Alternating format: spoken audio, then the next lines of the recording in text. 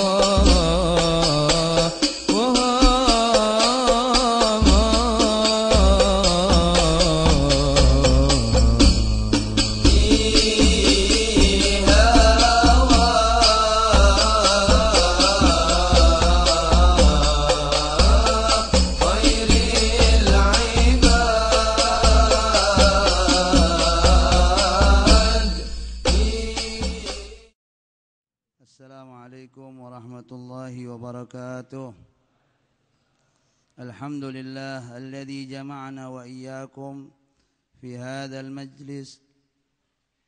الحمد لله الذي أحضرنا وإياكم بتوفيقه في هذا المجلس. اللهم صل وسلم على سيدنا محمد الفاتح لما أغلق الخاتم لما سبق ناصر الحق بالحق والهادي إلى صراطك المستقيم وعلى آله وصحبه حق قدره ومقداره العظيم. Amma ba'd. Segala puji bagi Allah Subhanahu wa taala yang mengumpulkan kita di tempat ini, di majlis ini, yang menghadirkan kita dengan taufik dari Allah Subhanahu wa taala, inayah dan riayah, sehingga kita di malam hari yang penuh barakah ini bisa hadir kembali di tempat ini dengan berkat junjungan Nabi besar Muhammad sallallahu alaihi wa alihi wasallam, al-fatih lima ughliq, yang membuka segala yang tertutup. Tadinya tertutup, dibuka semua oleh baginda Nabi besar Muhammad sallallahu alaihi wa alihi wasallam. Alhamdulillah, ini hadir di depan kita, di hadapan kita, ya, para guru-guru, khususan Al-Habib Hamid bin Abi Bakar bin Hasan Barakwan Al-Hasani. Beliau adalah salah satu teman dekat dari almarhum al-maghfurlah Al-Habib Mundir bin Fuad Al-Musawa. Di Hadramut juga bareng sama beliau, ya. Begitu juga sampai di Indonesia, di Cipayung sama-sama nih, ada Habib Ramzi juga, ya, berjuang Cipayung. Sekarang di Huraidah, ya, Huraidah, Ma'had Huraidah yang ada di Puncak, jauh-jauh dari Puncak ke sini, masya Allah, ya, paling jauh beliau nih, masya Allah, hadir sini. Begitu juga di samping beliau Al-Habib Ahmad bin Muhammad Al-Kab, mata'anallah bituli hayatih. Beliau alumni dari Darul Mustafa juga, ya, sudah banyak membuka majelis, mengajar di mana-mana, masya Allah, dan gak asing juga sering ngisi di majelis Rasulullah, ya, udah berapa kali saya nggak ngitungin deh, beliau yang tahu. Begitu juga di samping beliau Al-Habib Abdurrahman bin Hasan Al-Habashi, ya, beliau di samping guru, mengajar fikih dan lain sebagainya, ada tambahannya, beliau seorang munsyid juga, suaranya bagus, ya, nggak perlu saya jelasin, tadi udah pada dengar suaranya beliau, selalu baca qasidah, bisa merangkap, bisa ngajar, bisa baca qasidah juga. Dan masya Allah, Dewan Syura kita, ayahanda kita yang selalu membimbing kita, yang selalu memperhatikan khususnya jamaah majlis Rasulullah sallallahu alaihi wasallam, yang sudah enggak asing lagi, Al-Habib Muhsin bin Idrus Al-Hamid mata'anallah bituli hayatih, ya, beliau kemarin sakit, ya, beberapa hari yang lalu sakit, alhamdulillah berkat doa antum-antum semua disembuhkan oleh Allah Subhanahu wa taala, sehat lagi kembali, segar bugar insyaallah, panjang umur, bisa selalu membimbing kita. Al Habib Ramzi juga masyaallah ya, dari kakanda daripada almarhum Habib Mundir yang selalu punya perhatian, hadir bersama-sama kita. Hadirin dan hadirat, para alim ulama, para kiai, para ajengan, para hujat, para guru-guru yang kelihatan maupun yang enggak kelihatan, tapi enggak usah khawatir, semua disebut sama Allah Subhanahu wa taala. Semua dicatat sama para malaikat, mau duduk di pojok, di depan, di belakang, semua masuk hitungan dari Allah Subhanahu wa taala. Untuk mempersingkat waktu, kita minta dengan hormat Al-Habib Abdurrahman bin Hasan Al-Habsyi untuk melanjutkan kajian kitab Ar-Risalatul Jami'ah yang dikarang oleh Al-Habib Ahmad bin Zain Al-Habsyi.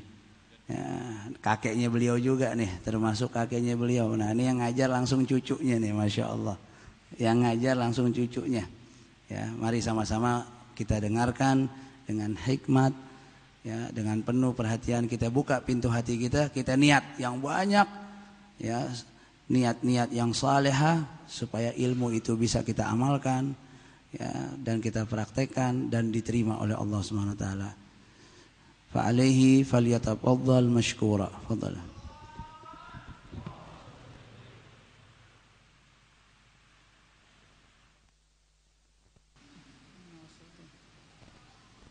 Ya Karim. Bismillahirrahmanirrahim. Alhamdulillah wassalatu wassalamu ala sayyidina Rasulillah Muhammad ibn Abdullah wa ala alihi wa ashabihi wa man tabi'ahu wa wala. Subhanaka la ilma lana illa ma 'allamtana innaka antal alimul hakim. Rabbi shrah li sadri wa yassir li amri wa hlul 'uqdatam min lisani yafqahu qawli, amma ba'd. Berkata sahibul kitab Al-Imam Ahmad bin Zain Al-Habsyi alaihi ridwanullah wa rahimahullah rahmatal abrar wa nafa'ana bihi wa bi'ulumihi fid daraini amin, ila an qal thumma sujudu marratain. Sampai situ ya. Kemudian di antara rukun-rukun salat adalah sujud 2 kali. Sujud adalah meletakkan jidat pada tempat sujud. Maka tidak sah kalau jidatnya ketutup. Tapi diperbolehkan terbuka walaupun sedikit, ya. Jadi harus ada yang terbuka di bagian jidat walaupun sedikit. Dan batas jidat itu dari tempat tumbuhnya rambut secara umum sampai atasnya alis. Dan dari ujung alis ke ujung alis lebarnya. Itu jidat. Nah, ini harus apa? Betul-betul menempel. Dan betul-betul ditekan, ya. Tapi nekennya jangan kencang-kencang. Ntar dibilang apa? Oh, kan Allah mengatakan di antara tanda-tanda sahabat jidatnya ada apa? Ada bekas sujudnya. Lah, Allah enggak mengatakan di mana di jidatnya, tapi di wajah mereka. Simahum fi wujuhihim min athari sujud. Bukan di jidatnya kata Allah, tapi di wajahnya. Jika orang melihat mereka senang hatinya, ya. Nah, jidatnya bertanda, tapi kalau misalnya dia dikasih salam merengut. Nah, ini bukan sifatnya sahabat Nabi Muhammad. Alhasil ditekan sedikit, andai kata ada kapas di bawahnya, kempes tuh kapas. Bukan berarti menekan dengan tekanan yang keras. As-sujudu marratain. Nah, sujud 2 kali kata Nabi sallallahu alaihi wasallam, umirtu an asjuda ala sab'ati a'dham.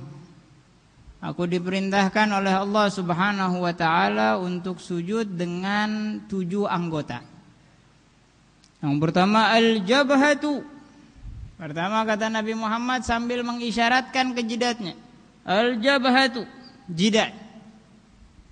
Tapi karena Nabi Muhammad mancung, kepegang hidungnya. Kata Imam Abu Hanifah berarti hidung juga wajib. Tapi kesian kalau Imam Abu Hanifah kan orang Arab ya, kalau ke Indonesia kesian. Gimana orang Indonesia sujud?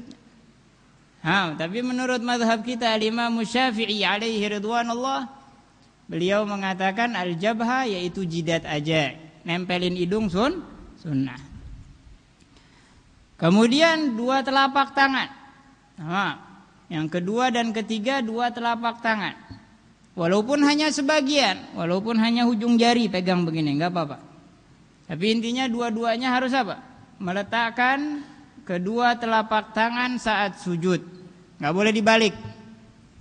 Ya. Ataupun ngepel gini sujudnya enggak boleh. Harus telapak tangan.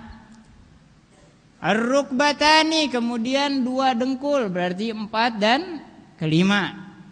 2 dengkul harus diletakkan. Enggak boleh dengkulnya diangkat, harus diletakkan. Kemudian yang terakhir wa butunu asabi'ir rijlain, dan perut jari jemari pada kedua kaki. Enggak boleh kakinya begini, harus seperti ini ya.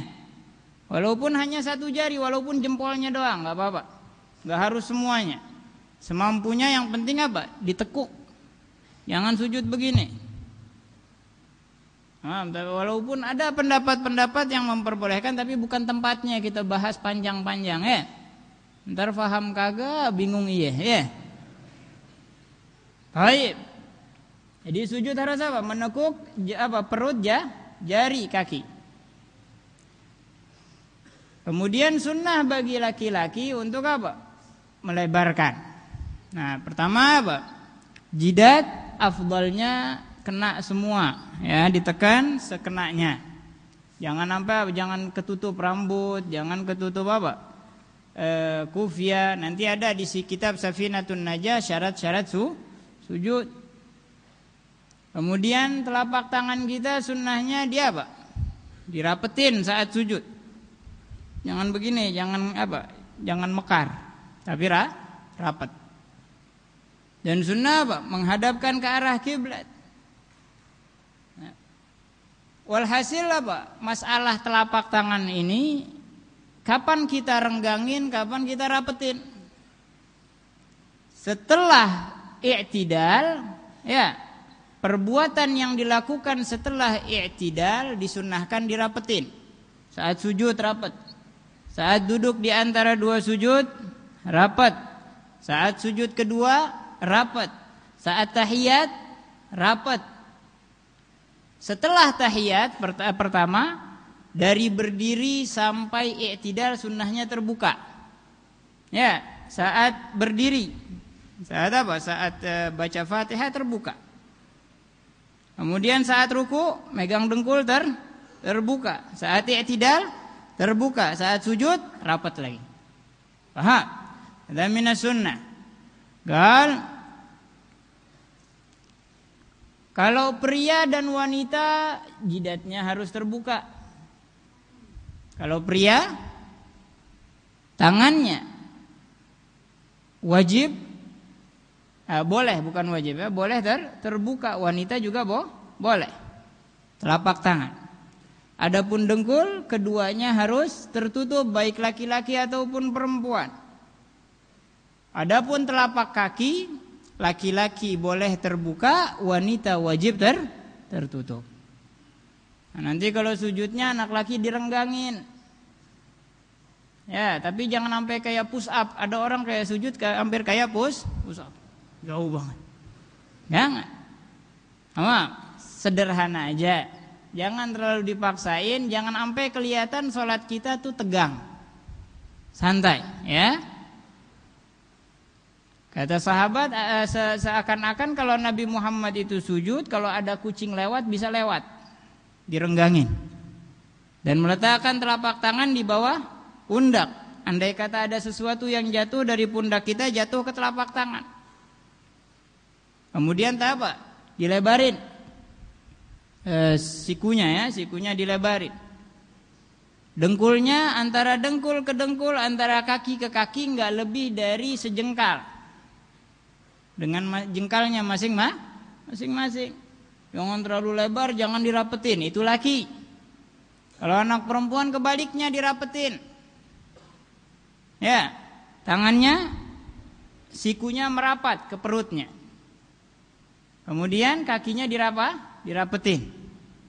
Ini juga dari sunnah. Walhasil sujud yang terpenting adalah kalau kita mau sujud, yang penting perhatiin anggota kita yang 7. Dan khususnya jidat jangan sampai ketutup. Andai kata jidat kita ketutup, maka sujudnya enggak sah. Sama. Ada orang sujudnya khususnya perempuan nih banyak ya. Kalau kita lihat yang pakai mukena atas bawah ya. Ada mukena yang sambung itu, atas ada bawahnya. Soalnya tangannya kan di dalam. Kalau ada mukena Hadramut yang terusan, enak tangannya di luar. Tapi kalau yang mukena atas bawah, tangannya di dalam mukena. Begitu sujud di atas mukenanya. Ini enggak sah. Kenapa enggak sah? Karena dia sujud di atas sesuatu yang bergerak dengan pergerakannya. Jadi enggak boleh sujud di atas sesuatu yang bergerak dengan pergerakannya. Begitu juga anak laki sujud pakai syalnya panjang. Ya, begitu sujud syalnya di sini, dia sujud di atas syalnya. Di atas ridanya dia sujud, kemudian apa? Bangun, itu enggak sah sujudnya. Kecuali kalau ridanya dilepas. Ya, begitu sujud menekan pada rida. Kemudian harus dia meletakkan ridanya agar dia sujud tidak di atas sesuatu yang bergerak dengan pergerakannya. Paham? Tapi ini kayaknya sih Imam Syafi'i semua nih yang hadir ya. Jarang yang bawa pulpen, bawa buku. Kalau kata orang Betawi giping ya, ngaji nguping. Kata Imam Malik, ya Imam Malik tahu Imam Malik, gurunya Imam Syafi'i, al-ilmu saydun wal kitabatu gayyiduhu gayyid suyudaka bil hibalil wathiqah faminal hamagati an tasida ghazalatan wa tafukkaha bainal khalayiqi taliqah. Kata Imam Malik, ilmu itu binatang buruan. Dan catatan itu pengikat binatang buruan kita. Orang yang dungu, kata Imam Malik. Kata Imam Malik, orang yang dungu. Kalau kata orang Betawi, orang yang dongo. Ya, orang yang dungu ini adalah yang capek-capek pergi ke hutan, nyari binatang buruan. Begitu dia dapat, dilepas di tengah kota. Begitu juga orang yang nuntut ilmu, capek-capek datang, kagak bawa pulpen, kagak bawa buku. Jangan ya. Jangan kita menjadi orang yang capek-capek menuntut ilmu, nyampe depan masjid udah lupa. Apalagi ntar pelajaran hadis, ada ceramah agama. Kita belajar supaya pintar. Jangan belajar kalau kata Habib Syekh Al-Jufri alaihi rahmatullah. Ini di Indonesia kebiasaannya, kata beliau, hadir pengajian cuman cari berkah. Ngapain hadir pengajian? Cari berkah. Kata Habib Syekh, betul, itu niat baik. Tapi yang namanya keberkahan dapat otomatis. Harusnya kita tambah sekarang niat kita untuk selain mencari berkah, mencari faidah, kata beliau. Jadi semoga yang hadir di sini insya Allah yang nggak bawa pulpen, nggak bawa buku paham juga ya. Tapi insya Allah minggu depan pada bawa. Kalau di pengajian saya, di tempat saya ngajar yang nggak bawa pulpen, nggak bawa buku, suruh berdiri, biar udah tua. Mau ngapain ngaji? Tapi di sini kebanyakan kalau berdiri, ntar ya. Alhasilnya minggu depan insya Allah pada bawa pulpen, bawa buku. Biar ntar kalau kita lupa kita tinggal buka buku, nggak beli CD lah, mahal ya. Baik. Sujud ini dua kali. Kemudian wal julusu baina sajdatain, duduk di antara dua sujud. Duduk di antara dua sujud sunnah dan wajib. Tapi dia rukun yang pendek, nggak boleh panjang-panjang. Nggak boleh panjang-panjang. Nggak boleh lebih daripada batas tahiyat. Kalau lebih dari batas tahiyat, duduk di antara dua sujudnya, maka batal. Ya. Cukup baca Rabbighfirli warhamni wajburni warfa'ni warzuqni wahdini wa'afini wa'fu anni, langsung sujud yang kedua. Al-julusu baina sajdataini wa yatma'innu wujuban fil kul, dan wajib tumaninah dalam dua sujud dan duduk di antara dua sujud. Wajib tumanina. Enggak boleh keburu-buru. Enggak boleh kesusu. Enggak boleh terbirit-birit. Pokoknya harus apa? Harus tenang dengan kadar subhanallah. Jangan kayak orang apa dikejar Belanda sholatnya. Belanda udah pulang kampung. Enggak usah takut. Tumanina wajib. Wajib di sini khilaf ulama, ada yang mengatakan tumanina rukun. Sebagaimana yang dikatakan dalam kitab Safinatun Najah, arkanus shalah 17. Ya.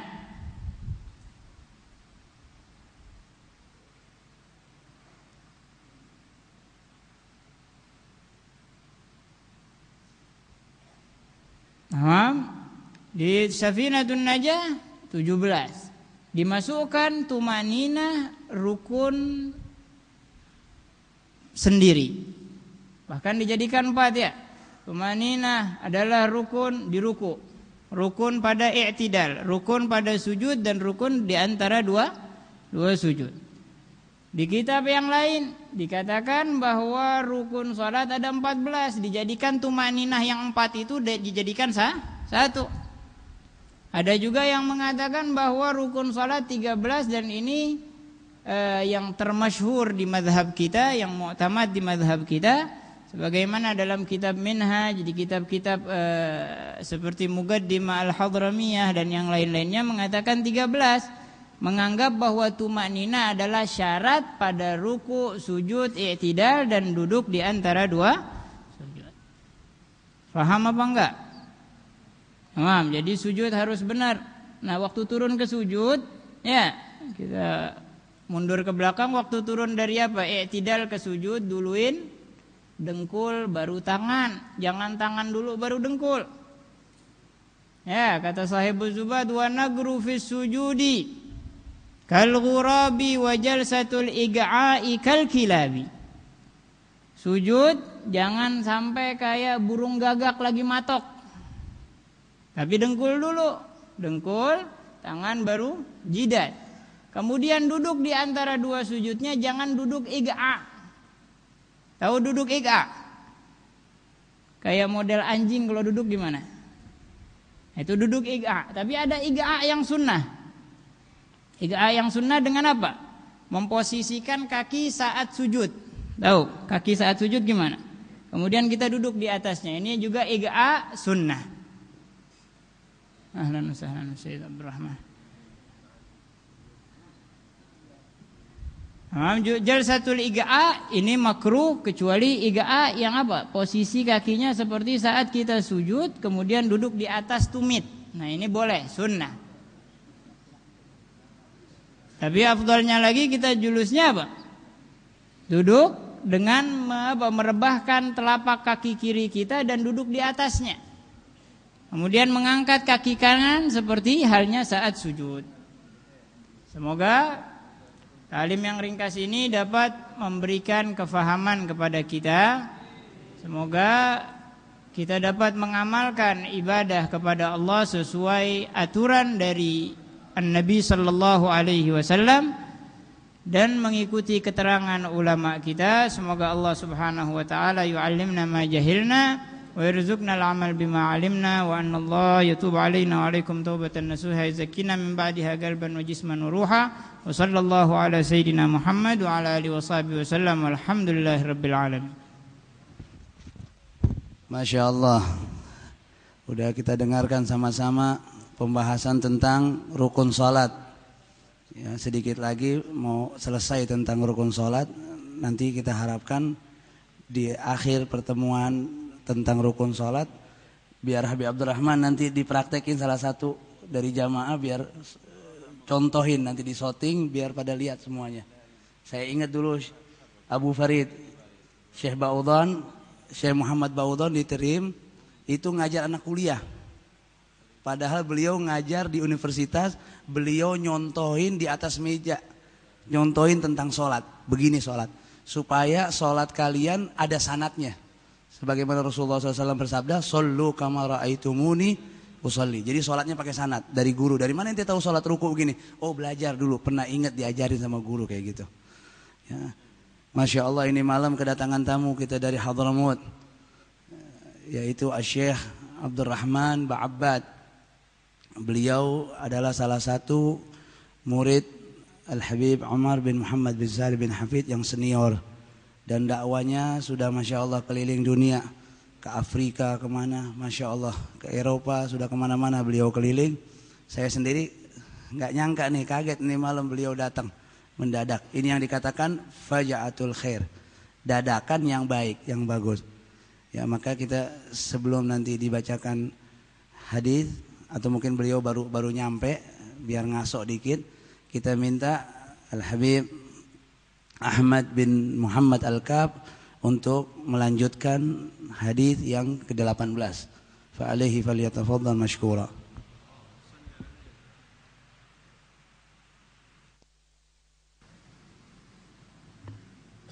Assalamualaikum warahmatullahi wabarakatuh. Alhamdulillah alladzi hadana li hadza wa ma kunna linahtadiya laula an hadana Allah. Allahumma salli wa sallim ala sayyidina Muhammad miftahi bab rahmatillah adada ma fi ilmillah salatan wa salaman daimain bidawami mulkillah wa ala alihi wa sahbihi wa man walah. Alhamdulillah. Para habaib, para tetamu, para guru-guru, para dewan guru dan para hadirin sekalian, semoga Allah Subhanahu wa taala memberkati majelis kita, diberikan keberkahan kepada kita, dunia kita dan akhirat kita diselamatkan oleh Allah Subhanahu wa taala. Amin ya rabbal alamin. Kita Al-Faqir meneruskan daripada Syekh Ridwan karena amanat daripada guru mulia Al-Habib Umar bin Muhammad bin Salim Al-Hafidh. Maka kita melanjutkan daripada pembahasan kitab Nurul Iman dalam pada min hadis Habibur Rahman. Dalam hadis yang sudah dibagikan, diriwayatkan, yang nanti akan kita baca bersama-sama, tetapi karena di depannya disebutkan ayat Al-Quran, huwallazi anzala sampai akhirnya, itu dalam matan, yaitu dari kitab Nurul Iman tidak disebutkan ayat tersebut.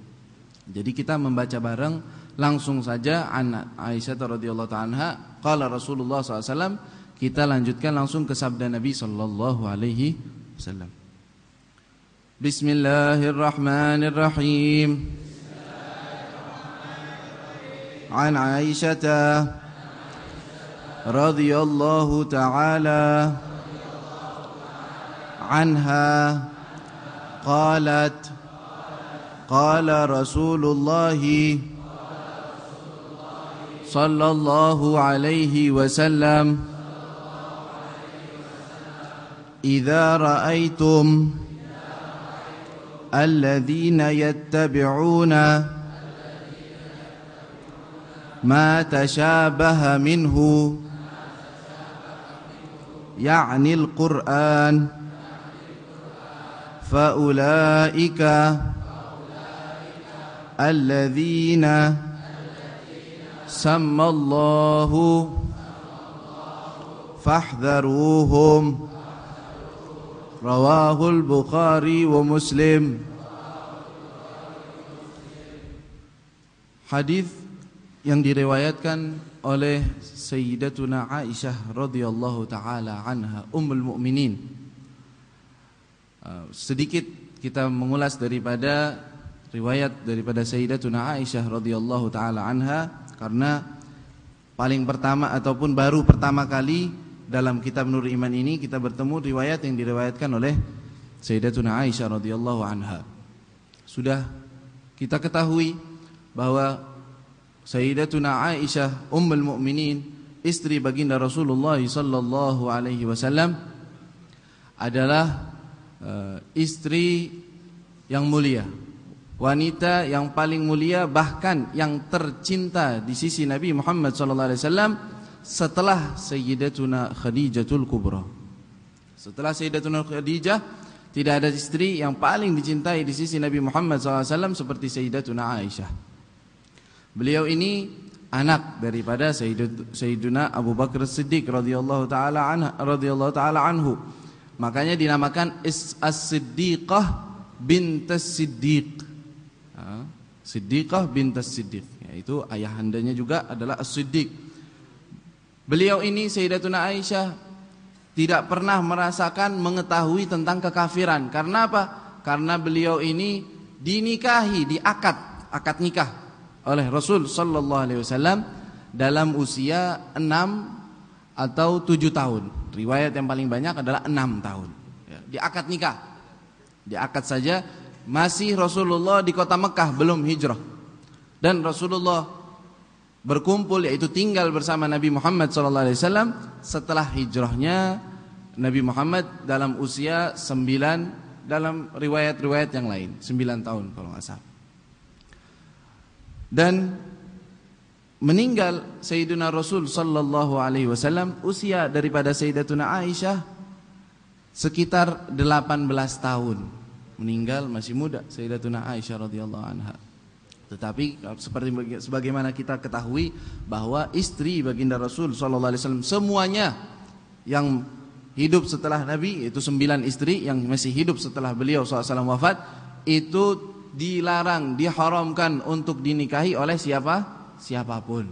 Wa azwajuhu ummahatuhum, kata Allah Subhanahu wa taala dalam Al-Qur'an bahwa istri daripada Rasul sallallahu alaihi wasallam adalah ibunda bagi setiap muslim mukmin. Maka ibu tidak boleh dinikahi, maka itu tidak ada yang menikahi.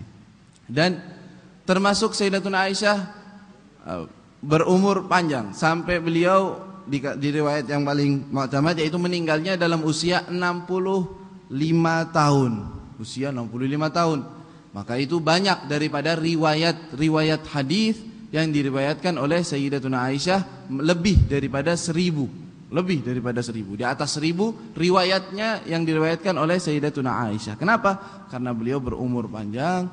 Bahkan dikatakan tidak ada wanita yang paling faqihah, yaitu paling pintar dalam urusan agama seperti Sayyidatuna Aisyah radhiyallahu taala anha wa ardhaha.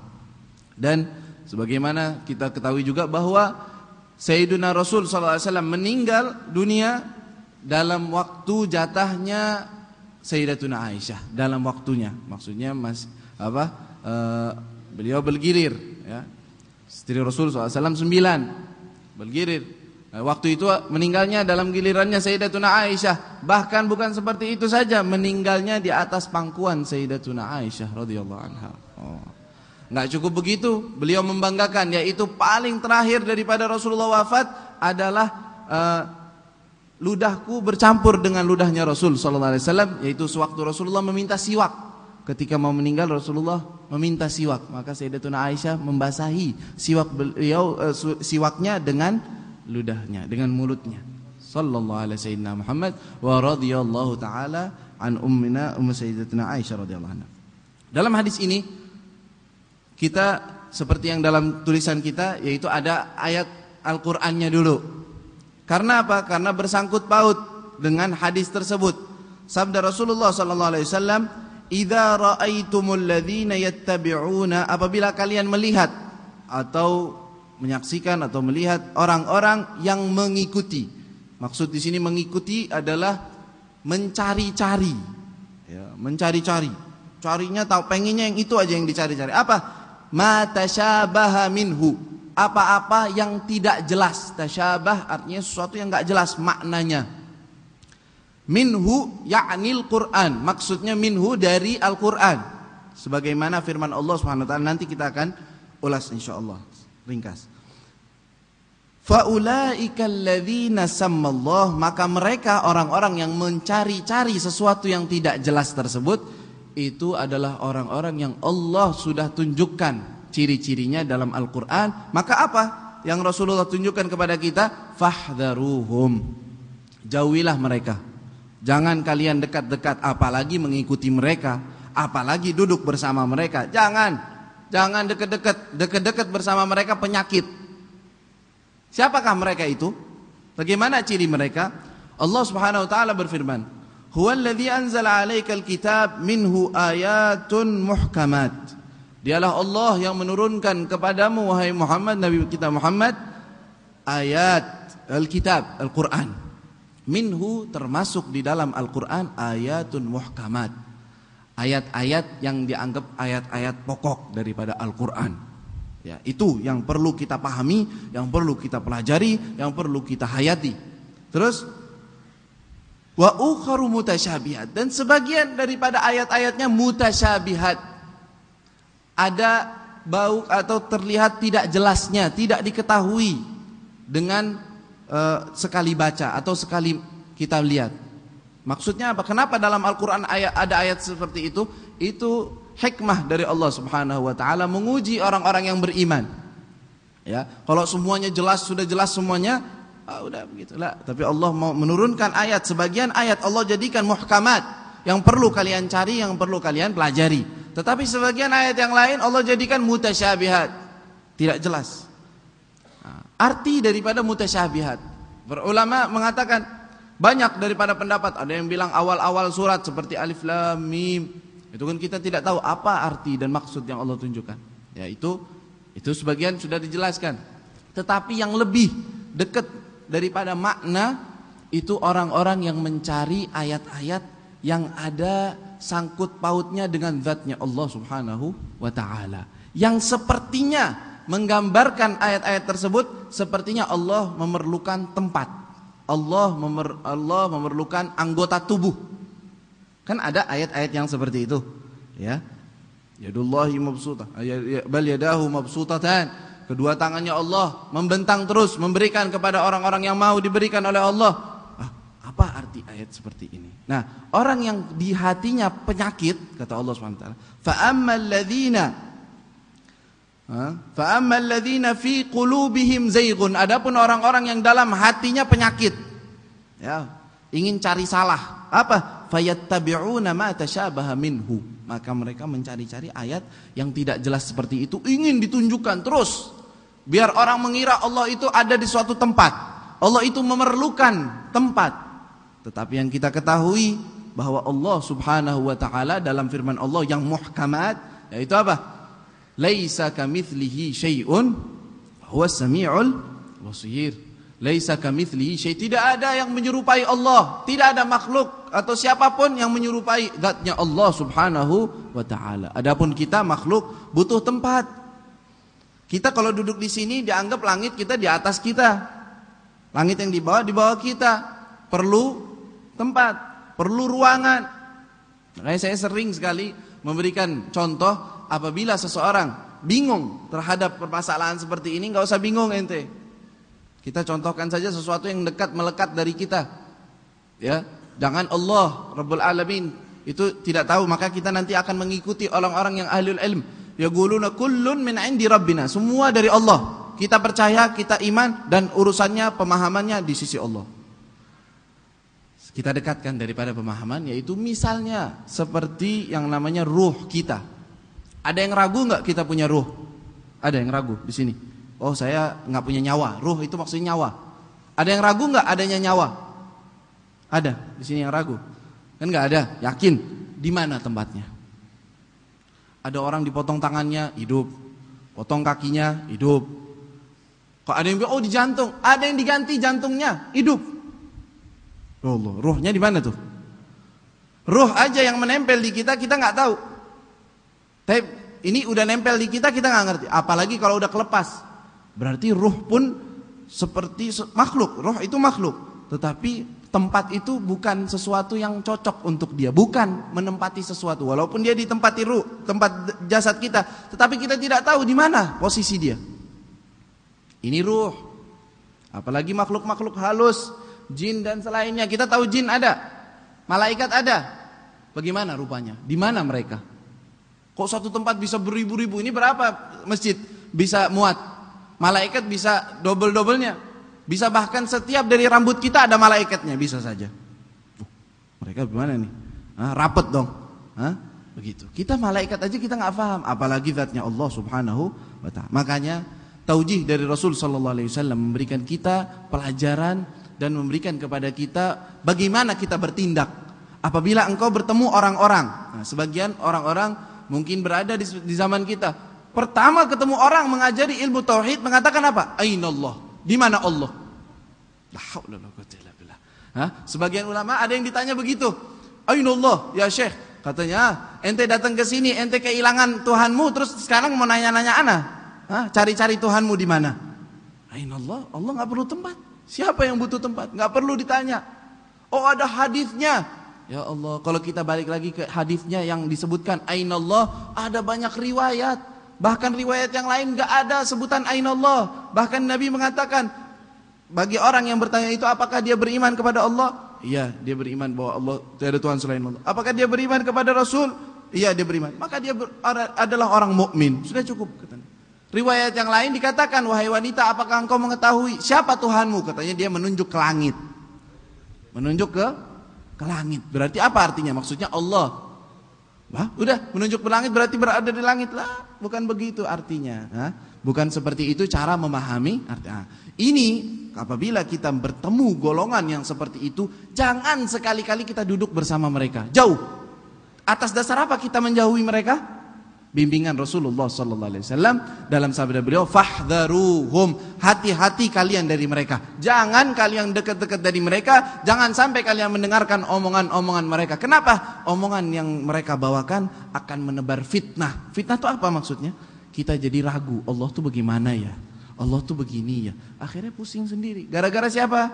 Gara-gara kita mendengarkan orang-orang yang seperti itu. Padahal Rasul sallallahu alaihi wasallam memberikan taujih, memberikan peringatan kepada kita agar kita tidak mengikuti orang-orang yang seperti itu. Makanya dalam terusan ayatnya, fa ammal ladzina fi qulubihim zayg fayattabi'una ma tashabaha minhu. Apa yang mereka cari? Ibtigha'al fitnah wa ibtigha'a ta'wilih. Mereka mencari fitnah. Fitnah apa? Agar mereka teradu domba. Sebagian dari kafir, orang-orang kafir mempelajari Al-Quran, mencari yang sulit-sulit, yang tidak dipahami oleh orang awam, lalu disebarluaskan. Agar apa maksudnya? Biar mereka bingung semua. Biar mereka getar dalam imannya. Tapi kita mengikuti sabda Rasul SAW, fahdharuhum, kita tinggalkan mereka semua.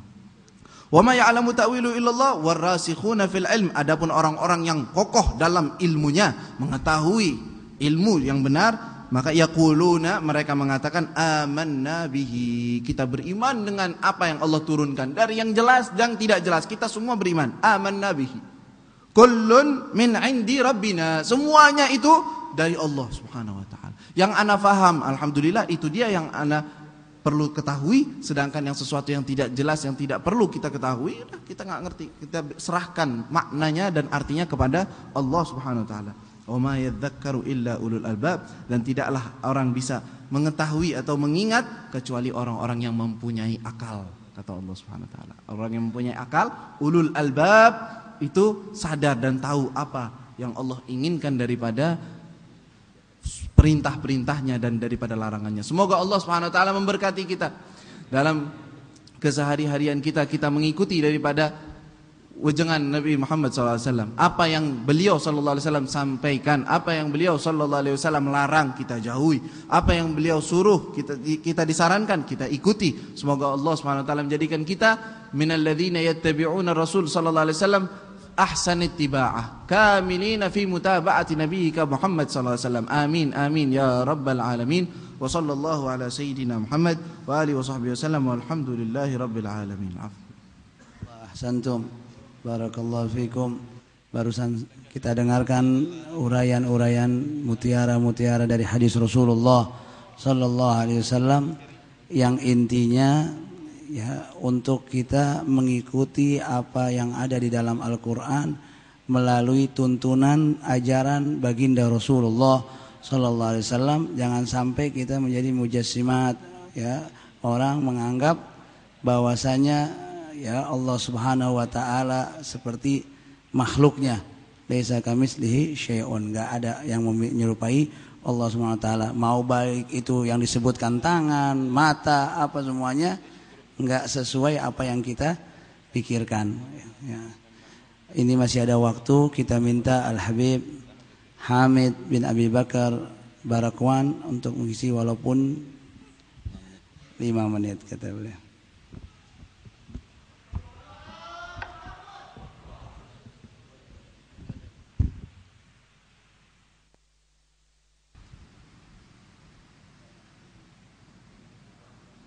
Assalamualaikum warahmatullahi wabarakatuh. Allahumma lakal hamdu syukra wa lakal mannu fadla wa anta rabbuna haqqa wa nahnu abiduka riga wa anta lam tazal lidzalika ahla fa ya miyassir kull asir wa ya jabir kull kasir wa ya sahib kull farid wa ya mughni kull faqir wa ya muqawwi kull dha'if ويا مأمن كل مخيف يسر علينا كل عسير فتيسير العسير عليك يسير اللهم يا من لا يحتاج إلى البيان والتفسير حاجاتنا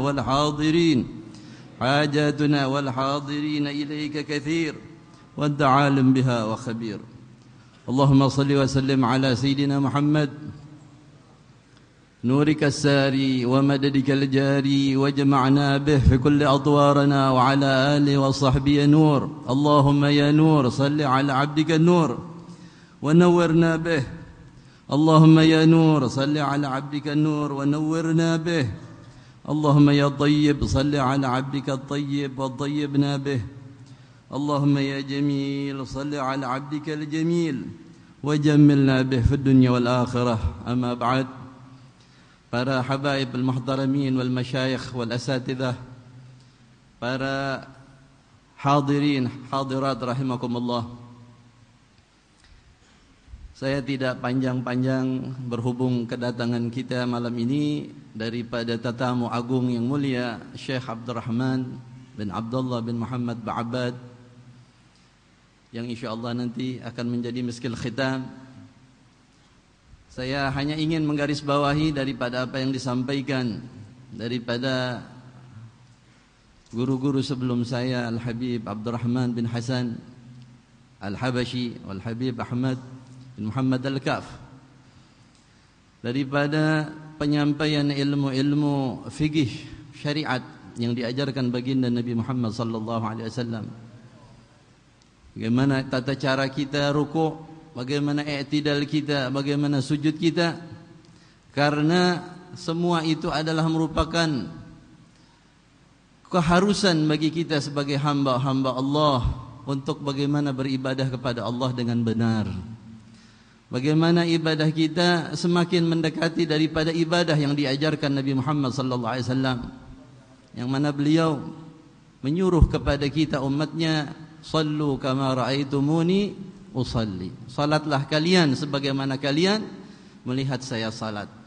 Begitu juga dalam puasa, bagaimana cara Rasulullah puasa, bagaimana Rasulullah haji. Rasulullah katakan, khudhu anni manasikakum, ambillah dari saya, ikuti, pelajari dariku cara manasik-manasik kalian. Karena tidak sah kita beribadah bertakarrub kepada Allah Subhanahu wa taala kecuali dengan meniru, mengikuti langkah kaki Nabi Muhammad sallallahu alaihi wasallam dalam segala hal dan dalam kita tata cara ibadah pada Allah Subhanahu wa taala. Berapa masalah, berapa faedah yang kita dapatkan tadi, yang insyaallah merupakan butir-butir hikmah, mutiara-mutiara yang begitu bernilai berharga, yang satu saja di antara masalah-masalah tadi merupakan lebih afdal, lebih berharga daripada kalau kita malam ini mendapatkan uang 10 juta atau 1 miliar. Satu masalah ilmu itu jauh lebih berharga, karena bisa menyampaikan kita kepada ibadah dengan benar kepada Allah Subhanahu wa ta'ala. Saya ingat Al-Imam Al-Habib Ahmad bin Hasan Al-Attas dalam kitabnya Tadhkirun Nas mengkisahkan satu kejadian, suatu peristiwa di zaman dahulu di kota Hajrain. Satu orang tua yang buta, yang namanya kalau tidak salah Nuaiman, yang mana beliau setiap hari mempunyai prinsip harus menuntut ilmu, mendapatkan satu saja masalah agama. Ya, karena orang-orang dulu, orang-orang dusun itu orang-orangnya polos, sederhana. Islam iman mereka sederhana tapi dipegang teguh. Prinsip mereka itu betul-betul istiqamah. Jadi beliau punya prinsip setiap hari mesti beliau mendapatkan satu masalah agama. Belajar. Kebetulan beliau belajar itu tempatnya jauh. Sampai istilahnya jalan kaki kalau dari negeri Hajarin ke negeri-negeri kota-kota lain di Hadramaut itu perjalanan bisa 3 jam. Beliau sudah tua, buta lagi. Tapi untungnya beliau mempunyai cucu. Jadi orang dulu nurut sama orang tuanya, bakti, ya. Kalau orang sekarang kadang-kadang orang tuanya mau silaturahim, anaknya malas nganterin. Ya, ini mau nuntut ilmu agama setiap hari. Si cucu ini betul-betul berkhidmat melayani sang kakeknya. Maka diantar, dituntun, berjalan, belum ada namanya motor atau mobil. Mau naik onta atau kuda, belum tentu semua orang punya harta beli onta sama kuda. Berjalan setiap hari, hadir majelis satu kiai, satu ulama, dapat satu masalah agama bulan. Jadi bayangkan itu, 1 tahun 360 tahun, 360 hari berarti tiap hari satu masalah agama, satu faidah ilmu berarti 360 faidah ilmu. Jadi bayangkan Habib Abdurrahman, Habib Ahmad, berapa masalah yang kita dapat malam ini. Ya. Dan disebutkan satu hari Syekh Nuaiman ini ditemani cucunya berangkat, berjalan. Kemudian di tengah jalan si kakek bilang, "Wahai cucuku, berhenti sebentar." "Kenapa wahai kakek?" Dibilang, "Saya mau buang hajat." "Oh, sudah, tunggu dulu wahai kakek." Maka si anak perempuan ini, si cucu ini kemudian mencari tempat. Ya, nah sunnah kalau di tempat terbuka ya kita buang hajat di tempat yang tertutup, di bawah semak-semak, di belakang semak-semak, atau gundukan bukit kecil, di belakang pohon supaya nggak kelihatan. Ya, sunnah kita menutup diri. Ya. Maka kemudian dia cari batu, ya, namanya tanahnya keras di negeri Arab itu kering, ditumbuk dulu tanahnya. Si kakek bilang, "Kenapa ini? Kok lama?" Dibilang, "Saya tumbuk dulu tanah ini supaya rapuh, supaya nggak keras, supaya nanti kalau buang air kecil airnya nggak mercik, jadi najis, ya sarungnya atau kakinya kena percikan." Jadi sunnah kalau tanah yang keras kita tumbuk dulu supaya tidak mercik. Ya sudah, begitu selesai baru dituntun kakeknya, kemudian ditinggalkan oleh si anak sebentar supaya kakek bisa buang hajat. Begitu selesai menutup aurat, dibilang, "Wahai cucu, ayo kita pulang ke rumah." Dibilang, "Kenapa kakek? Kita belum nyampe ini majelis taklim ini, masih jauh perjalanan kita menuju kampung kiai yang biasa kakek belajar di situ." Dibilang, "Tiap hari saya berangkat mencari satu faidah ilmu. Sekarang saya udah dapat faidah ilmu dari ente, bahwa kalau kita buang hajat di tempat terbuka, tanahnya keras, ditumbuk dulu. Cari tempat yang tertutup." Sebagai tuntunan yang diajarkan ulama berdasarkan hadis-hadis Nabi Muhammad sallallahu alaihi wasallam. Ini satu masalah ilmu saya udah dapat sekarang dari ente, anda nggak butuh lagi. Ayo kita pulang. Ya, tadi saya bilang orang-orang dulu tuh polos, pokoknya satu udah cukup. Tapi istiqomah. Ya. Kalau kita satu majelis kita dapat 100 atau 50 masalah, besok nggak mau belajar, minggu depan males-malesan. Ya ini Rasulullah sallallahu alaihi wasallam sabdakan, ya khairul a'mal adwamuha wa in qalla, sebaik-baik amal itu yang paling langgeng, istiqomah, continue walau sedikit, daripada banyak tapi pereknya lama nanti. Ya, kayak kita ngaji Quran, ngaji 1 juz 2 juz tapi nanti liburnya sebulan baru ngaji lagi. Lebih baik 2 lembar 3 lembar tapi kita bisa istiqomah. Ya. Ini mudah-mudahan menjadi penyemangat kita supaya kita rajin menuntut ilmu, menambah setiap hari ilmu agama, ya. Dan tadi apa yang dianjurkan Habib Abdurrahman bin Hasan untuk minggu depan bawa kertas, bawa buku sama pulpen, catat. Dapat 1 atau 3 atau 5 masalah, itu adalah hadiah yang kita bisa bawa buat anak istri kita atau teman-teman kita di tempat pekerjaan kita atau generasi anak cucu kita yang kita bisa ajarkan mereka, ya. Selebihnya nanti kita harapkan dari tetamu mulia kita Syekh Abdurrahman bin Abdullah bin Muhammad Ba'abbad, yang mana beliau ini dari keluarga Al-Ba'abbad, cucu keturunan dari sahabat Uthman bin Affan radhiyallahu anhu. Nasab yang begitu mulia, keturunan dari ulama, anak dari ulama, kakek ulama, terus kepada baginda Nabi Muhammad, kepada Sayyidina Uthman bin Affan, mantu dan sahabat mulia Rasulullah sallallahu alaihi wasallam. Hadza wal afu minkum wassalamu alaikum warahmatullahi wabarakatuh.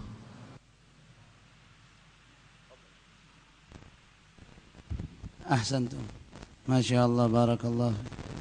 Yang sudah disampaikan oleh Habib Hamid, mudah-mudahan kita bisa mengamalkannya dan mempraktekannya. Ini waktu masih ada, kita minta tetamu kita Syekh Abdurrahman bin Abdullah Ba'abbad untuk bisa memberikan nasihat-nasihatnya dan faedah-faedahnya kepada kita, dan insya Allah akan membawa manfaat buat kita semua. Amin ya rabbal alamin. Nah, falyatafadhal.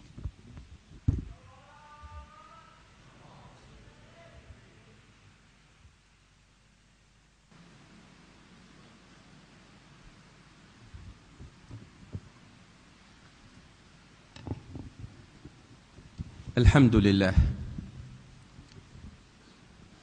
أن أحضرنا وإياكم إلى مواطن تسقى فيها الأرواح وتشفى فيها من الجراح. إلى من تحير عقله هنا المستشفى التي تجعل العقل يتنور. إلى من قسى قلبه هنا مواطن الرحمات التي تجعل القلب هذا يخضر ويتنور. إلى من اعوج مساره وأصابته الهموم والغموم هنا الدلالة على الله في أن تحب الله وأن تحب لله وفي الله.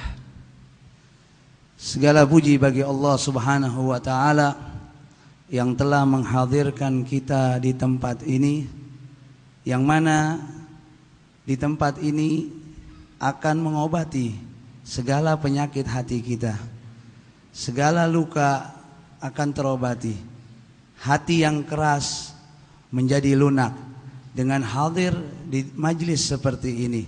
Secara tidak langsung di majlis ini dicurahkan rahmat oleh Allah Subhanahu wa taala, yang mana rahmat itu akan menyirami hati dan sanubari satu persatu daripada kita. Secara tidak langsung bahwasanya majlis seperti ini adalah sebagai mustashfa, rumah sakit, yang mana apabila orang datang membawa penyakit ke tempat ini, niscaya dia akan keluar dari tempat ini dengan membawakan kesehatan dari Allah Subhanahu wa taala, yang mana di majlis ini ada ittisal, sambungan dengan junjungan baginda Nabi besar Muhammad sallallahu alaihi wa alihi wasallam, yang membawa petunjuk kepada kita. Beliaulah Rasulullah sallallahu alaihi wa alihi wasallam yang membawa petunjuk kepada umat.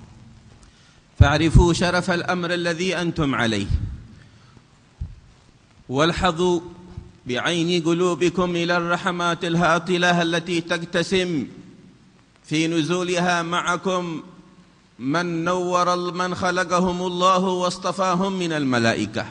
وإن ملائكة الله مع شرف الله لها بغيتها وهويتها وغذاؤها وتنشدها أن تزاحمكم في مثل هذا المجالس، وهي سياحة في هذا العالم. فإذا وجدت أقواما أمثالكم اجتمعوا على ذكر الله تنادوا على بعضهم البعض أن هلموا إلى بغيتكم، فما أنتم عليه هو بغية الملائكة فاعرفوا هذا الشرف. Kalian telah mengetahui kadar nilai keutamaan daripada majlis yang kalian hadiri. Ketahuilah, majlis seperti ini dihadiri oleh para malaikat Allah Subhanahu wa taala, yang mana para malaikat Allah adalah hamba-hamba Allah yang mulia. Mereka tujuan yang puncak yang mereka miliki, yang mereka inginkan, bughya yang mereka inginkan, untuk mereka bisa ikut serta hadir di dalam majlis seperti yang kita hadiri ini. Padahal Mereka adalah hamba-hamba Allah yang dimuliakan oleh Allah Subhanahu wa taala, hamba-hamba Allah yang terhormat. Akan tetapi mereka ikut hadir berdesak-desakan bersama kita untuk mendapatkan kehormatan syaraf dari Allah Subhanahu wa taala yang diturunkan oleh Allah Subhanahu wa taala di dalam majlis seperti ini. Maka mereka satu persatu daripada mereka para malaikat mengatakan halummu ila bughiyatikum. Marilah mendekat daripada tujuan kalian yang paling puncak. Tujuan dari malaikat untuk hadir seperti ini. Dan setelah mereka hadir, nanti mereka akan kembali menghadap Allah Subhanahu wa taala dan akan menceritakan, mengkabari kepada Allah Subhanahu wa taala apa saja yang terjadi di dalam majlis ini. ولا نشك في حضورها ولا في خيرها وبركتها ونورها الذي هو من نور الله ولا نشك في حضور الأرواح الطاهرة وأنتم تشهدون سر هذا الحضور في هذه السكينة وهناك للملائكة تنزل يحصل به شيء من المدد ومن التثبيت إن الذين قالوا ربنا الله ثم استقاموا تتنزل عليهم الملائكة ألا تخافوا ولا تحزنوا وأبشروا. هذا التنزل ليس تنزل بالوحي وإنما تنزل بالتأييد وبالتثبيت. فثبتوا الذين آمنوا كما يقول الله جل في علا في غزوات الحبيب صلى الله عليه وآله وصحبه وسلم وللإنسان في مساره إما حضور شيطان أو حضور ملائكة من ملائكة الرحمن، فبذكر الله تحضر الملائكة وبمعصية الله تهرب، فيحضر الشياطين ويحصل الغم والهم ويحصل ما هنالك من الغضب والانفعالات. وقد جاء عن سيدنا أبا بكر الصديق رضي الله عنه وأرضاه كان يكلمه بعضهم ويستطيل عليه بالسب وبالشتم، وسيدنا أبو بكر المتأدب بآداب الحبيب ساكت صاحب حلم لا يتكلم، والرجل يزيد في لذعه وفي همزه وغمزه، وأبو بكر ساكت صاحب حلم صاحب ثبات ورسوخ، حتى استطال الرجل فأراد سيدنا أبي بكر أن يوقفه احتراما لوجود رسول الله، فرد عليه بكلمة فقام رسول الله مسرعا من المجلس مستوفزا من ذلك المكان، فذهب سيدنا أبي بكر إلى الحبيب الأعظم صلى الله عليه وآله وصحبه وسلم، لأنه لا يهوى إلا أن يتبعه وأن يسلك مسلكه، وسأله ما الذي أقامك يا رسول الله بهذه السرعة معنى الكلام؟ قال كنت لما كان يكلم يسبك ويشتمك كان هناك ملك حاضر يرد عليه، فلما رددت عليه ذهب الملك وحضر الشيطان، وأنا لا أجلس في مكان تدخله الشياطين. Kita tidak meragukan bahwasanya di dalam majlis ini dihadiri oleh para malaikat Allah Subhanahu wa taala. Yang diciptakan oleh Allah Subhanahu wa taala itu para malaikat dari nur, min nurillah, dari cahayanya Allah Subhanahu wa taala, sehingga para malaikat hadir di tempat ini tidak memerlukan yang namanya tempat. Kemudian tidak diragukan juga di tempat ini dihadiri oleh arwah tahirah, yaitu arwah para aulia Allah Subhanahu wa taala, para nabi-nabi, para rasul ikut hadir bersama-sama kita. Dan kehadiran mereka para malaikat Allah Subhanahu wa taala tujuannya adalah bukan hanya turunnya malaikat itu seperti tanazzul, yaitu wahyi dari Allah Subhanahu wa taala, akan tetapi bukan turun untuk membawakan wahyu, akan tetapi para malaikat turun untuk memberikan yaitu yang namanya sakinah, ketentraman di dalam majlis itu. Turun membawa rahmat dari Allah Subhanahu wa taala yang dicurahkan di dalam majlis seperti itu. Maka kehadiran para malaikat Allah Subhanahu wa taala memperkuat keimanan seseorang yang hadir di majlis itu. Kehadiran turunnya para malaikat membawa tathbit, yaitu memantapkan keimanan akidah seseorang kepada Allah Subhanahu wa taala, sebagaimana yang tathbit ini diberikan turunnya para malaikat waktu di dalam perang yang dihadiri oleh para sahabat Nabi Muhammad sallallahu alaihi wasallam. Di dalam peperangan itu dihadiri oleh para malaikat Allah Subhanahu wa taala. Sebagaimana firman Allah Subhanahu wa taala, alladzina qalu rabbunallah tsumma istaqamu. Mereka orang-orang yang mengatakan bahwasanya Tuhan kami adalah Allah. Tidak cukup mereka mengatakan Rabbunallah, akan tetapi dilanjutkan tsumma istaqamu. Mereka istiqamah di dalam ucapan perkataan mereka kepada Allah Subhanahu wa taala, di dalam tingkah laku mereka, di dalam peribadatan mereka istiqamah. Setelah itu apa? Tatanazzalu alaihimul malaikah. Maka orang yang model seperti ini, malaikat akan terus-menerus datang menghadiri orang-orang yang mempunyai sifat yang disifatkan oleh Allah Subhanahu wa taala. Wa alla takhafu wa la tahzanu. Jangan kalian khawatir atau takut atau kalian bersedih. Wa ubsyiru bil jannati allati kuntum tu'adun, dan berilah kabar gembira yang mana sorga dari Allah Subhanahu wa taala. Kita lihat di sini turunnya para malaikat Allah Subhanahu wa taala yang turun di majlis seperti ini. Maka orang-orang yang beriman kepada Allah Subhanahu wa taala, mereka menghadiri majlis-majlis baik seperti ini akan dihadiri oleh para malaikat. Majlis ta'ah. Adapun majlis maksiat yang hadir adalah syaitan-syaitan. Para syaitan yang Allah Subhanahu wa taala, para syaitan yang hadir di majlis-majlis maksiat. Kalau majlis taat, itulah yang dihadiri oleh para malaikat Allah Subhanahu wa taala. Diriwayatkan pernah satu kali Sayyidina Abu Bakar As-Siddiq sedang duduk dengan Rasulullah sallallahu alaihi wasallam. Tiba-tiba muncul satu orang yang mencaci dan memaki Sayyidina Abu Bakar As-Siddiq di hadapan Rasulullah sallallahu alaihi wasallam. Saat orang itu mencela, mencaci, mengatakan dengan perkataan-perkataan yang keterlaluan, sudah kelewatan kepada Sayyidina Abu Bakar As-Siddiq, dia berdiam, maka orang ini tambah lagi. Ya, tambah lagi. Namanya orang dia mencaci, memaki, enggak dapat perlawanan. Tambah kesel ini orang, ya, tambah parah lagi dia mencaci, sehingga sudah kelewatan, membuat bukan Sayyidina Abu Bakar melihat itu, melihat di sampingnya ada Rasulullah sallallahu alaihi wasallam. Maka saat itu Sayyidina Abu Bakar berdiri menjawab cacian, makian dari orang itu yang memaki dan mencaci Sayyidina Abu Bakar Siddiq.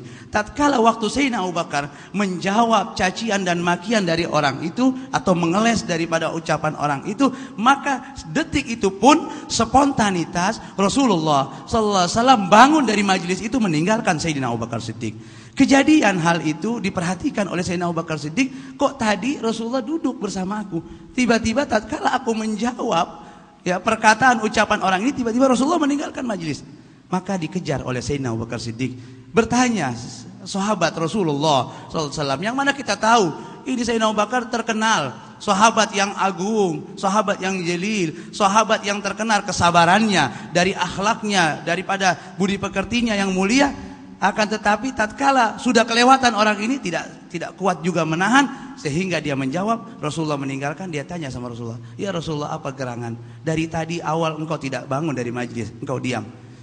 Rasulullah menjawab kepada Sayyidina Abu Bakar Siddiq, wahai Abu Bakar, tatkala orang itu mencaci dan memakimu dan engkau berdiam, aku melihat malaikat yang ada di sampingmu menjawab cacian dan makian dari orang itu.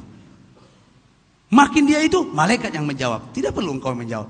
Tatkala engkau menjawab karena engkau emosi, maka di saat itulah muncullah syaitan menggantikan posisi malaikat. Aku tidak mau duduk di suatu majlis yang mana di majlis itu dihadiri oleh syaitan. وإن المقصود الأعظم من مثل هذه المجالس هو طلب العلم الشريف العظيم الجليل القدر لمن طلبه. والمقصود من العلم الهدى، والمقصود من الهدى القرب من الله. من ازداد علما ولم يزدد هدى لم يزدد من الله إلا بعدا. فالمقصود من مثل هذه المجالس ونزول الرحمات وهطول البركات وهذه الدعوات والتوجيهات السنيات أن تتجوهر بجواهرها وأن تتنور وأن يحصل لك بعد هذا المجلس همة في الخير وهمة في الذكر وهمة في الصلاة وهمة في الطاعة وهمة في برك بوالديك وهمة في نشر الخير، وأن تعرف وظيفتك في هذه الحياة، وهي أن تحب الله وأن تحب المسلمين وتقربهم وتحبب الله إليهم، وأن تنشر معاني المحبة من خلال الأخلاق الكريمة وتمثلك للاقتداء والاهتداء والصفاء. فالحصول من هذه الرحمات أوفر نصيب يكون لمن حصل عنده الاستعداد. وهل يكون الاستعداد إلا بحاجتين: حسن الاستعداد لنزول الرحمات بأمرين، أولهما القاعدة وهو الصفاء، وثانيهما البناء على تلك القاعدة وهو الاقتداء بالنبي محمد. كل على قدر الصفاء والاقتداء نال المنى في أحسن استقبالي. جهاز قلبك لا يكون جاهز لهذه الرحمات إلا بصفاء وحسن الظن في الله وحسن ظن بمن حولك والمسلمين، وطهر من سائر الشوائب وطهر من سائر الظنون السيئة، ثم الاقتداء بالنبي محمد. عندها تكون جاذبية الرحمات عندك قوية، فتخرج من هذا المجلس ولك حال آخر، ولك همة ولك نية ولك ذوق ولك شوق ولك حال ولك نوايا قد قررتها في هذا المجلس، ولك توبة صادقة رفعتها إلى الله، فيحصل المقصود الأعظم من حسن استقبال مرآة قلبك لرحمات الله. Ketahuilah, majlis yang kita hadiri, di samping kita mendapatkan ilmu di dalam majlis ini, akan tetapi ada yang lebih penting dari itu, yaitu al-qurub minallah.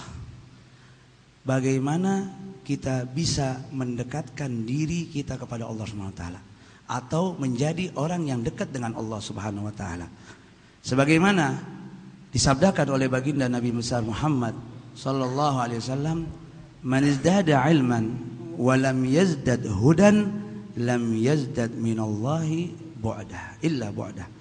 Barang siapa yang bertambah ilmunya, akan tetapi tidak bertambah hidayatnya, petunjuk, tingkah lakunya tidak ada perubahan, maka dengan dia bertambah ilmunya tapi dia tidak mengamalkan, tidak mempraktekkan ilmu yang dia ketahui, yang dia pelajari, tidaklah dia bertambah dengan Allah Subhanahu wa taala, bukan bertambah dekat, akan tetapi bertambah jauh dari Allah Subhanahu wa taala. Maka itulah tujuan daripada kita menghadir di majlis-majlis seperti ini. Di samping kita mengambil ilmu atau mendapatkan faedah ilmu, kita pasang niat kita untuk kita bisa mengamalkan, mempraktekkan daripada ilmu yang kita ketahui. Sehingga dengan ilmu yang kita amalkan ini membuat diri kita dekat dengan Allah Subhanahu wa taala. Maka dari itu, di dalam majlis ini akan muncul dari sanubari kita al-himmah, semangat di dalam bekerja, di dalam beribadah kepada Allah Subhanahu wa taala. Maka dari itu perlunya di dalam kita mempelajari ilmu-ilmu yang kita ketahui ini, kita mempraktekkan apa yang kita ketahui daripada ilmu yang kita pelajari, sehingga kita bertambah dekat dengan Allah Subhanahu wa taala. Kemudian yang perlu diperhatikan di dalam majlis ini, bagaimana caranya seseorang bisa mendapatkan hidayah dari Allah Subhanahu wa taala. Karena di majlis ini orang itu bisa mendapatkan al-qurub minallah Subhanahu wa taala. Ada dua hal. Yang pertama as-safa. Bersihkan hati kalian terlebih dahulu. Kalian hadir majlis, bersihkan hati. Karena Allah Subhanahu wa taala bukan memandang jasad kalian, akan tetapi yang dipandang oleh Allah Subhanahu wa taala hati kalian. Apabila hati kalian bersih seperti wadah, maka rahmatnya Allah Subhanahu wa taala, ilmu dari Allah Subhanahu wa taala akan diberikan kepada kalian. Kemudian yang kedua, husnul iqtida. Setelah hatinya bersih, maka dituangi dengan ilmu, kemudian dia mengikuti junjungan baginda Nabi besar Muhammad sallallahu alaihi wasallam. Artinya apa? Menjalani apa yang dia ketahui dari ilmu itu, mengikuti baginda Rasulullah sallallahu alaihi wasallam. Sehingga Al-Habib Ali bin Muhammad Habsyi, beliau dalam qasidahnya ala qadri safa wal iqtida. Al-Habib Abdurrahman bin Abdullah Al-Faqih alamatud dunya, alamatud dunya. Sahibul Rashid. Naam, alamatud. Habib Abdurrahman bin Abdullah Al-Faqih itu mengatakan ala qadri safa والاقتداء نال المنى في أحسن استقبال. نال المنى في أحسن الاستقبال. Jadi dengan bigadri sofa, dari ukuran kadar kebersihan, sebagaimana cermin yang ada di dalam hati kita bagaikan cermin. Kalau itu cermin bersih dan betul-betul dengan benar kita mengikuti ajaran baginda Nabi Muhammad sallallahu alaihi wasallam, nalal muna, dia akan mendapatkan segala yang dia cita-citai. Fi husnil, yakni fi ahsanil istiqbal. Di masa depannya keadaan akan menjadi baik buat dia. Bukan sekarang, nanti di masa depannya akan mendapatkan keadaan yang baik daripada hati sanubari yang bersih dan kemudian mengikuti apa yang telah diajarkan oleh baginda Nabi besar Muhammad sallallahu alaihi wasallam. Wa idza sirat kadzalik كان عندك استعداد إلى أن تقوي مخاطبة الملك الذي يأمرك بالخير. لكل إنسان كما ورد في الحديث الذي رواه الإمام أحمد، للملك نفحة في مخاطبة لك تقول لك افعل الخير، اذهب إلى مجلس رسول الله، قم آخر الليل، بر والديك، سامح فلان، اطلب العلم، اسمع، انوي الآن الخير. هذا آثار لمة الملك. هناك لمة أخرى للشيطان تقول لك نم، إن عليك ليلا طويل، ارقد، الله غفور رحيم، هذا فلان فعله وتركه، هذا صورته كذا ونيته لكنها ثانية. هنا أنت الآن في معركة.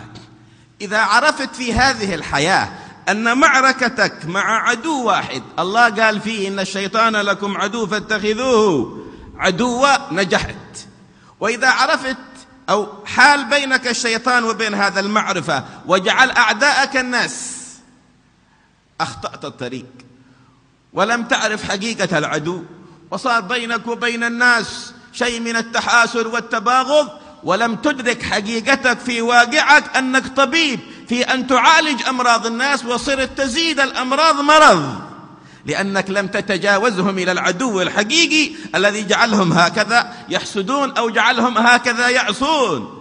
الناس في أمراضهم ضحية جهل أو ضحية نفس أو ضحية هواء أو ضحية شيطان، تجاوزهم إلى عدوهم الحقيقي وارحمهم بعد ذلك. فإذا نظرت إليهم بأنهم أعداءك فقدت وظيفتك، وهي أن تكون طبيب في واقعك وداعي إلى الله، تقرب الناس إلى ربهم وإلى بعضهم البعض. Dari hal-hal yang bisa menguatkan, bagaimana menguatkan jiwa kita, batin kita, di antaranya apabila hati kita bersih, adanya husnudzan, berprasangka baik kepada orang lain, maka dengan hati yang bersih ini melahirkan kekuatan dari Allah Subhanahu wa taala, sehingga engkau bisa mendapatkan yang namanya khitab dari para malaikat, bisa membedakan mana itu khitabnya malaikat, maksudnya bisikan malaikat, dan engkau bisa bedakan mana itu bisikan syaitan. Apabila hati sudah bersih, maka dia akan mengikuti bisikan-bisikan syaitan, seperti akan mengikuti bisikan-bisikan malaikat. Apabila hati telah bersih, maka orang itu akan mengikuti bisikan-bisikan malaikat. Contoh, malaikat mengatakan i'mal khair, ya, kerjakan engkau kebaikan ini, bangun di malam hari, ya, hadir majlis Rasulullah sallallahu alaihi wasallam atau majlis yang lainnya, ya, berbuat sedekah, berbuat ini, berbuat macam-macam daripada kebaikan, ya, amar ma'ruf nahi mungkar. Apabila hati orang itu bersih, dia akan selalu mempraktekkan, mendengarkan bisikan-bisikan daripada malaikat Allah SWT, dan akan menyampingkan daripada bisikan-bisikan syaitan. Sebaliknya, apabila seseorang hatinya kotor, maka dia akan lebih banyak mengikuti bisikan-bisikan syaitan. Sehingga syaitan mengatakan, ya, engkau jangan kerjakan kebaikan ini, buat maksiat, ngapain hadir majlis, tidur yang banyak, ya, al-lail tawil, tidur. Syaitan bisikin terus supaya jangan tahajud. Malam masih panjang, tidur aja, ya, bikin maksiat. Ente musuh sama si A, musuh sama si B, perang sama ini. Secara tidak langsung kita semua ini berada di dalam ma'rakah, yaitu medan perang. Musuh kita yang paling utama adalah syaitan. Jangan salah menerka atau salah menilai. Bukan musuh kita yang utama itu manusia. Musuh kita yang utama adalah syaitan. Kenapa? Karena Allah Subhanahu wa ta'ala mengatakan di dalam Al-Quran, berfirman dalam Al-Quran, inna syaitan aduun lakum aduun fattakhiduhu aduwa. Sesungguhnya syaitan ini buat kalian adalah musuh yang terbesar. Musuh kalian yang terbesar yang utama adalah syaitan. Maka jadikan syaitan itu musuh kalian. Fattakhiduhu aduwa. Jadikan syaitan itu musuh kalian. Beliau menggarisbawahi, bukan yang kita jadikan musuh utama kita adalah manusia, sehingga kita perang kepada orang lain. Akan tetapi jadikan musuh utama kita adalah syaitan, sehingga kita bisa melawan itu syaitan dan bisa menang di dalam medan perang ini untuk melawan syaitan. أحد الكبار في السن وقعت بينه وبين الشيطان معركة، كان له حظ من قيام آخر الليل، فخرج آخر الليل وإذا بالسماء تمطر أمطار غزيرة والأرض فيها الوحل الطحس، وهذا يذكرون الفقهاء أنه عذر من أعذار الجمعة والجماعة. فلما خرج وقرب من المسجد انزلقت رجله واتسخت ثيابه في حفرة. الآن المعركة قامت، الشيطان يقول له أنت شايب كبير في السن وهذا عذر واضح بين، ارجع إلى بيتك. والملك والنور الذي عنده والصدق الذي معه والعلم الذي تلقاه بقوة وأخذه له بقوة يقول له الخير قدامك، في المجاهدة والمشقة أجر وثواب أعظم، الأمر سهل، الآخرة تريد عمل. فاستجاب إلى داعي الرحمن ورجع إلى بيته، خلص ثيابه ولبس ثياب الجمعة وخرج ووصل إلى تلك الحفرة، فوقع مرة ثانية فيها. العذر أقوى وأوضح، جاءت المعركة أقوى، ولكنه قال عاد معي الثياب حق العيد، وراح وفتح الصندوق وأخرج الثياب حق العيد المخبأة ولبسها، ووصل إلى تلك الحفرة وأراد أن يتجاوزها وكاد أن ينزلق، فإذا بيد أمسكت به وأوصلته إلى باب المسجد. تفضل هذا باب المسجد، من أنت؟ قال أنا لا أخبرك، أنت تريد المسجد ادخل، أنت شابه قوي كور، دخل شوف المسجد قدامك. قال ما فكك، قالوا مسكة قوية، مسكة شيبة قوية. من أنت؟ أخبرنا من أنت الذي ساعدتنا للوصول إلى باب المسجد؟ قال أنا الشيطان. كيف؟ الشيطان ما يعين، الشيطان في البخاري يقول نم إن عليك ليلا طويل ارقد، حتى يبول الشيطان في أذنه. يقول الفقهاء لابد من غسل الأذن، بعضهم عنده، بعضهم يقول معنوي تثبيط، يقوم الصباح وهو كسلان من آثار بول الشيطان. الشيطان ما يعين على صلاة الجماعة. قال أنت ما أنت داري إيش الذي حصل. إيش الذي حصل؟ قال لما وصلت إلى الحفرة أول مرة واتسخت ثيابك وعندك عزم أن تعود لصلاة الجمعة للجماعة والمسجد، غفر الله ذنوبك كلها. وجيت ثاني مرة وصلت إلى الحفرة، ذنوبك مغفورة، غفر الله ذنوب أهل بيتك إكراما لك كلهم. ولو خليناك تسقط ثالث مرة بيغفر الله ذنوب أهل البلاد كلهم، نحن ما بغينا يغفرها، مسكنا بيدك ووصلناك إلى باب المسجد. هذه حيلة شيطان. Beliau menceritakan pada zaman dahulu ada seorang wali min auliyaillah, ulama besar minal kubar, yang di dalam hatinya sudah mendapatkan nur cahaya dari Allah Subhanahu wa taala, sehingga dia bisa membedakan mana bisikan malaikat dan bisikan syaitan. Maka dia pada suatu hari Jumat, dia seperti kebiasaan beliau sholat Jumat. Cuman Hari itu tidak seperti biasanya, hujan keras. Sehingga jalanan yang dilalui oleh beliau, jalanan semuanya becek. Padahal ini hujan yang keras, kemudian dibarengi dengan becek, termasuk daripada udzur min a'dzari Jum'ah. Udzur Jumat boleh orang enggak, ini gara-gara udzur hujan yang keras itu yang bisa membasahi bajunya semua. Akan tetapi karena di dalam hatinya ada nur, padahal dia orang tua renta, tatkala dia sudah mendekati masjid, udah dekat pintu masjid, tiba-tiba kepleset, jatuh kotor semua pakaiannya. Waktu dia terpleset, bisikan setan mengatakan, "Khalas, ente pulang. Ente makdur, ente orang tua, ente udah kakek-kakek. Apalagi ente punya baju udah jatuh, udah kotor, udah basah. Ya udah pulang deh, nggak apa-apa. Ente udah." Fuqaha, orang-orang ahli fikih mengatakan ente termasuk makdur, udur sudah. Ya, dibolehkan. Tapi dia dengar bisikan setan, bisikan malaikat. Oh jangan. Fadilahnya besar, keutamaan hadir begini. Walhasil dia pulang ganti baju. Dia buka baju yang kotor, dia ganti baju yang baru. Jalan lagi. Habis jalan di tempat yang sama, dia mau coba ya ngeles, jatuh lagi, kepleset lagi, kotor lagi. Setan bisikin, ini udah 2 kali deh. Ya, ini udah 2 kah? Udah udur banget nih, udah udur banget ente. Boleh ente, nggak apa-apa, udah ninggalin Jumat, ente udah 2 kali jatuhnya.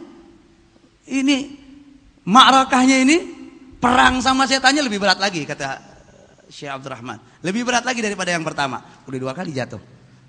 Tapi dia dengar bisikan malaikat Allah SWT. Terus ente dapat pahala, ente ini sudah tanggung depan masjid, fadilahnya sesuai dengan kadar. Ya, usaha ente, jeripaya ente. Balik lagi, tinggal 1 baju. Yang mana baju itu udah disiapin buat lebaran. Udah deh, buka lemari, ambil baju yang buat lebaran, nggak apa-apa pakai Jumat. Pas mau jatuh yang ketiga kali, dipegang. Kepleset, udah mau jatuh ada yang pegang, tapi pegangannya keras. Ya, pegangan orang kuat, bukan pegangan sembarang pegang nih. Dituntun dia. Wah, dia Farhan, dituntun sampai ke pintu masjid. Pas udah sampai pintu masjid, ini orang mau ninggalin, mau lepasin begitu aja. Dipegang. Tengah dulu ente. Ente ini siapa men ente? Kok tiba-tiba muncul begitu aja? Dari tadi anda lihat nggak ada orang, tiba-tiba ente langsung muncul megang tangan anak, keras betul pegangan ente. Siapa ente sebenarnya? Dia bilang ana syaitan. Ini syaitan ngaku. Dia bilang ana syaitan. Gimana ente syaitan? Yang anda tahu di dalam Sahih Bukhari, di dalam hadis-hadis bahwasanya syaitan nggak bakal mau membantu menolong orang untuk beribadah. Yang ada anda tahu di dalam Sahih Bukhari itu di dalam hadis, kalau orang di malam hari tidur itu setan bisikin, nam alaik laila tawil, yaitu malam ini laila tawilah, malam masih panjang. Bahkan ya dibiarin orang itu tidur lelap, terlena sehingga adzan subuh ini orang nggak bangun. Kalau udah nggak bangun adzan subuh itu dikencingin sama setan. Hati-hati. Yang nggak bangun subuh, udah adzan dia nggak bangun, dikencingin sama setan. Sehingga fuqaha bilang, ini kalau orang dikencingin sama setan, maka itu wajib dia cuci tuh kupingnya. Kan membasuh kuping ini kan termasuk sunnah. Tapi kalau dikencingin setan, bukan sunnah lagi, jadi wajib. Karena najis. Kencingnya manusia aja najis, apalagi kencingnya syaitan. Paham? Ya, kencingnya manusia aja najis, apalagi kencingnya setan. Wallahu alam. Ya. Jadi harus dicuci, wajib. Ya. Karena itu najasah maknawi. Dan orang yang kupingnya biasa dikencingin setan, biasanya malas ibadahnya. Nggak demen dengerin nasihat. Kupingnya nggak masuk dengerin nasihat. Maka ulama mengatakan biasanya orang kalau bangun subuhnya itu terlambat sehingga dikencingin setan, ente lihat paginya pasti dia males, bawaannya kaslan aja. Mau ibadah kayaknya loyo aja mau ibadah. Ya, maka dari itu hati-hati, jangan sampai dikencingin setan mulai besok pagi. Ini tambahan dari saya. Adapun dia tanya apa sebabnya? Kok ente pegangin aneh? Dia bilang, waktu ente jatuh yang pertama kali, ya, ana biarin ente jatuh, biar ente pulang nggak jadi ke masjid. Allah ampuni semua dosa ente. Ghafarallahu jami'i dzunubak. Allah ampuni semua dosa-dosa ente. Allah, udah nggak kuat diampuni semua dosa ente. Kemudian ente ganti baju ke rumah. Ente balik lagi yang kedua. Ente terjatuh. Allah ampuni semua dosa ahli baitnya ente. Keluarga ente semuanya dosanya diampuni oleh Allah Subhanahu wa taala. Kemudian waktu ente mau jatuh yang ketiga kali, ana nggak kasih lagi. Kenapa? Enak aja. Dosa satu kampung, satu kota, kalau perlu satu negeri diampuni oleh Allah SWT berkat jeripaya mujahadah ente, perjuangan ente diampuni dosanya oleh Allah Subhanahu wa taala. Ana enggak mau udah kerja keras kata setan, gara-gara ente semua diampuni dosanya. Nah, inilah bagaimana seseorang yang hatinya bersih sehingga dia bisa membedakan mana itu bisikan malaikat, mana itu bisikan setan.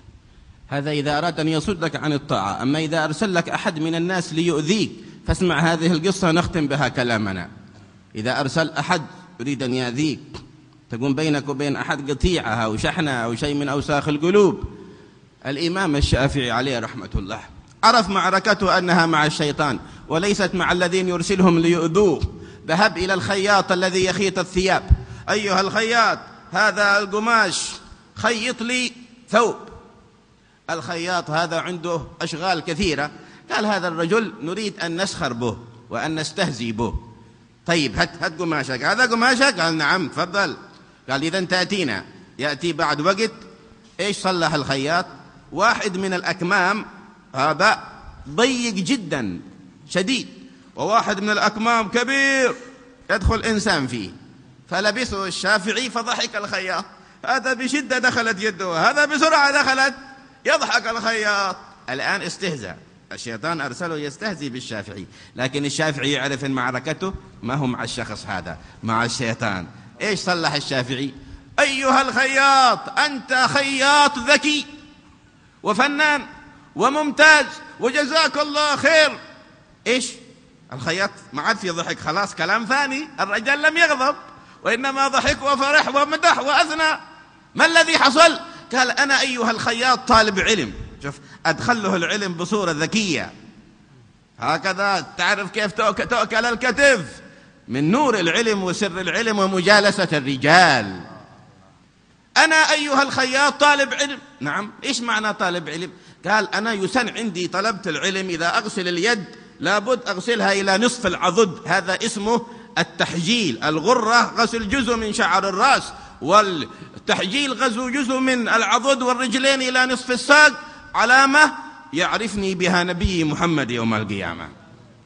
أنا الثوب الذي قبل هذا إذا لبسته يسقط، لا أستطيع أن أرفعه إلى هنا وأعمل السنة، لكن هذا شديد الآن إذا رفعته سيقف هنا وسأغسل اليد إلى نصف العضد وأعمل بالسنة.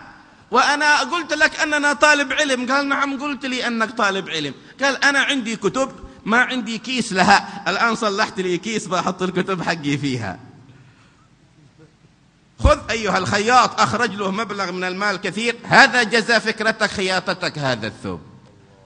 أثنى عليه ومدحه وأعطى مال بقيمة دكانه كله. الخياط من هذا؟ إنسان أو ملك؟ من هذا؟ قالوا هذا محمد بن إدريس الشافعي. قال مثل هذا لا يترك. قفل دكاني وأسير وراء هذا الرجل أحسن لي يحصل سعادة الدنيا والآخرة.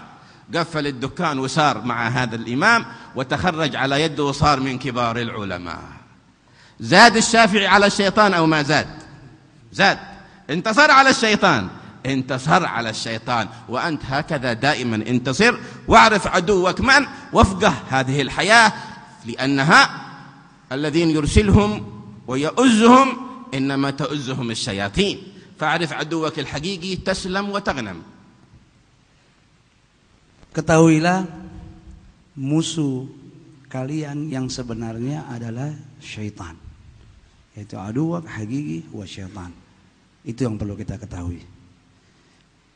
Diceritakan kejadian yang dialami oleh Imam Syafi'i rahimahullah taala rahmatul abrar, pernah satu kali ada orang yang ingin mengganggu, menyakiti Imam Syafi'i. Ini orang nggak demen. Dia datang kepada suatu tukang jahit, penjahit, ya, penjahit. Dia datang, Imam Syafi'i bawa bahan untuk dijahit bikin jubahnya. Maka karena si penjahit ini orangnya usil atau jahil, maka karena dia banyak kerjaan, dia pusing-pusing, dia sibuk-sibuk, ya, dia jahit aja. Yang satu, ya, lengannya sempit, yang satu lagi lengannya kegedean, yang satu, ya, alkum nih, ya, mulut lengannya ini, yang satu sempit banget sehingga kalau mau masukin tangan susah banget. Yang satu lagi kegedean, kelebaran. Ya sudah, pas datang Imam Syafi'i, maka ini orang dia tujuannya memang mau ngeledek, yastahdi, mau ngeledek. Maka waktu diberikan kepada Imam Syafi'i itu jubahnya atau gamisnya, dipakai sama Imam Syafi'i, susah banget masukin tangan yang kanan. Ini orang tertawa. Ya, dia ketawain tuh Imam Syafi'i, ngeledekin, ketawa. Maksudnya kalau bahasa gitu tuh kena loh, wah, ketawa dia. Dia ketawa, Imam Syafi'i fahim. Dia tahu. Sekarang beliau masuk ke dalam ma'rakah. Apa ma'rakah tadi? Medan perang. Dia tahu musuh dia yang hakiki bukan ini orang, syaitan. Sekarang dia mau lawan syaitan, Imam Syafi'i. Dia nggak perlu ngadepin ini orang, dia mau lawan syaitan. Maka dia tunjukkan akhlak. Dia ikutin bagaimana ajaran Nabi Muhammad sallallahu alaihi wasallam. Yang tadinya ini orang mentertawakan, terbahak ngetawain, ngeledekin Imam Syafi'i, dia pikir dengan dia tertawa Imam Syafi'i bakal marah, bakal maki-maki dia. Yang ada kebalikannya. Dia bilang, Masya Allah, ente punya jahitan, ya khair khiyatah, bagus banget jahitan ente. Ada nggak orang kayak gini? Yang harusnya marah bukan marah, dibalik, bagus jahitan ente. Ana talib ilm. Dia bilang, ana ini santri, orang yang nuntut ilmu. Jadi ente bikin jahitan ini sempit, ana senang banget, ana girang banget katanya. Jadi ana bisa mengamalkan sunnah Rasulullah SAW secara sempurna. Bingung. Tadi ente bilang ente talib ilm, bisa mengamalkan sunnah. Maksudnya ente apa? Ana nggak paham. Yang tadinya ini orang tertawa, jadi terdiam, tersimak, heran. Kok ente bilang ini mengamalkan sunnah Rasulullah? Iya, kan Rasulullah bilang, ya, ciri-ciri umatku ghurran muhajjalin min athari wudu. Ya, ghurra yaitu di kepala, ya, basuh muka apa semua. Kalau tahjil yaitu melebihi mencuci tangan sampai ke otot. Jadi bukan hanya ke siku, dilebihin sampai ke ototnya. Kemudian kalau di kaki sampai setengah daripada betisnya. Nah, maka ana biasanya kalau ini ana punya lebar dikit, kalau ana giniin merosot terus, kata Imam Syafi'i. Jadi karena ente bikin kecil, ini lengan, jadi nggak pakai merosot lagi. Ana giniin, ana gulung, udah paten dia. Digulungnya paten, sehingga aku dengan mudah bisa mempraktekkan sunnah Nabi Muhammad SAW. Berubah nih orang. Ya akhir itu yang gede, yang kecil. Tapi yang gede, gimana ente bilang ente talib ilm? Apa gunanya yang gede itu? Lengannya udah gede banget. Dia bilang, kan ana bilang dari awal, ana ini talib ilm, orang yang menuntut ilmu. Nah, ana biasa bawa kitab itu pakai kantong plastik, naruh kitabnya. Tapi ente udah bikin gini, jazakallah khair, terima kasih banyak. Jadi nggak perlu repot-repot, ana pakai bawa plastik, ana taruhin aja kitab ana di sini, tinggal ana pegang aja begini. Heran nih orang, makin bingung. Ya sudah, karena ente orang baik, dipuji, bagus banget ente punya kerjaan ini. Jarang orang bikin kayak ente begini. Ana seneng dengan buatan ente. Subhanallah, kata Imam Syafi'i, ini bayarannya. Ana lebihin. Karena ente jahitannya mantep, bagus, ana lebihin, kata Imam Syafi'i. Ente tahu itu ongkosnya bukan ongkos pakaian lagi. Ongkos yang dikasih oleh Imam Syafi'i bisa untuk beli dukannya. Tokonya bisa dibeli dengan ongkos itu. Berarti berlipat-lipat kan. Ini ucapan terima kasih. Banyak banget ini uang. Ini ucapan terima kasih ana sama ente. Karena itu udah bagus banget bikin jahitan. Setelah itu ini orang bingung, kembali bingung lagi. Jalan Imam Syafi'i, dia tanya, siapa ini sebenarnya ini orang? Ente nggak kenal dia. Itu Imam Muhammad bin Idris Asy-Syafi'i. Allahu Akbar. Yang ngajar madhab Syafi'i. Ya Allah, Syekh Kabir kayak seperti ini, guru besar seperti ini, nggak ada lagi orang lain yang harus ana hina dan ana ledek kecuali ini orang. Ya Allah, alangkah hinanya ana ini. Sekarang ana tutup ini ana punya toko. Ana tutup toko ana. Ana mau berjalan di belakang orang ini. Ana mau jadi murid orang ini. Ini orang benar-benar baik. Ini orang yang benar-benar. Ini guru yang benar yang kayak begini. Dia ngikut di belakang Imam Syafi'i. Dia bilang sama Imam Syafi'i, ana mau jadi murid ente. Subhanallah, menjadi salah satu murid ya Imam Syafi'i yang terkenal keilmuannya bahkan min kubar daripada talamid Imam Syafi'i. Ini hasil daripada ya suksesnya di dalam medan perang, ma'rakah antara melawan syaitan ya dengan manusia, membedakan syaitan dengan insan. Ini tujuan daripada kita menghadiri ilmu. الشواهد في هذا الأمر كثيرة، قصة صاحب الخمر وقصة حاطب بن أبي بلتعة وخبر سيدنا عمر بن عبد العزيز. الله ينفعنا وإياكم بهذه الشواهد ويجعلنا وإياكم من المسعودين، يجعلنا وإياكم من المحظوظين بوافر الرحمات. لا يصرفنا من هذا المجلس إلا موهوبين بكل خير، محفوظين من كل شر وضير. اللهم أعد علينا عوائد هذا العلم النافع وأهل القلوب النافعة والخاشعة والخاضعة، واجعلنا يا مولانا في سبيلهم واسقنا من سلسبيلهم وأدخلنا في جيلهم، ولا تحرمنا خير ما عندك لشر ما عندنا.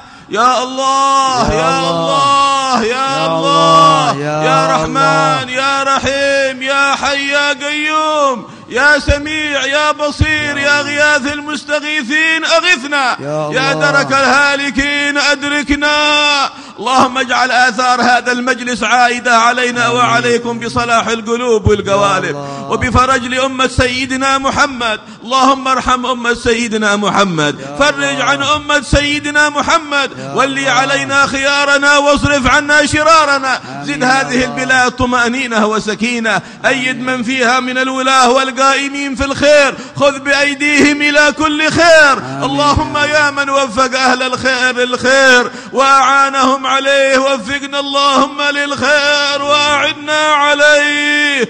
اللهم يا من وفق أهل الخير للخير وأعانهم عليه، وفقنا اللهم للخير وأعنا عليه. اللهم لا تحرمنا خير ما عندك لشر ما عندنا. اللهم صل على سيدنا محمد وآل سيدنا محمد وأزواج سيدنا محمد وذريته وأصحابه أجمعين. اللهم إنه بابك الأعظم وصراطك الأقوم، ولا طريق إلا من الباب ولا دخول إلا بواسطته. يا وهاب أدخلنا عليك من هذا الباب. اللهم لا تحرمنا من رؤيته ولا من النظر إلى وجهه ولا من الدخول في بركته ولا من التماس رعايته ولا من نشر سنته ولا من رفع رايته. يا أكرم الأكرمين يا الله يا الله يا الله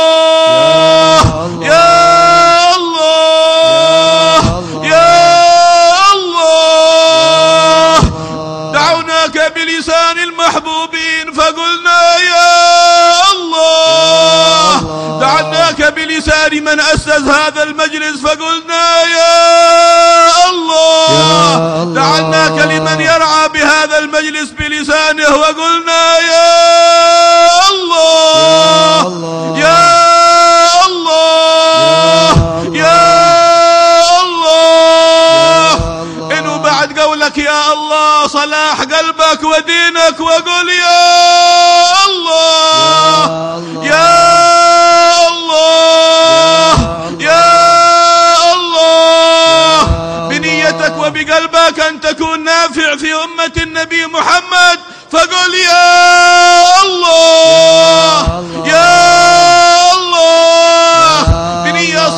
الله أن يفرج على المسلمين. قل يا الله يا الله يا الله بنية طول العمر في طاعة الله وحسن الخاتمة. قل يا الله يا الله يا الله. اللهم تقبل الدعوات واجعلها مسموعة واجعلها مرفوعة، ومن له حاجة دينية ودنيوية وبرزخية اقضها يا قاضي الحاجات. أصلح النيات والمقاصد، تقبل منا ما دعوناه، حقق لنا ما رجوناه، أحينا حياة السعداء، توفنا وفاة الشهداء، أحينا حياة من تحب بقاه، توفنا وفاة من تحب لقاه. اجعل آخر كلامنا من هذه الدنيا لا إله إلا الله. لا إله إلا الله. لا إله إلا الله. لا إله إلا الله. لا إله إلا الله. لا إله إلا الله. محمد رسول الله. محمد رسول الله صلى الله عليه وآله وصحبه وسلم. عليها نحيا وعليها نموت وعليها نبعث إن شاء الله تعالى من الآمنين، والعفو منكم.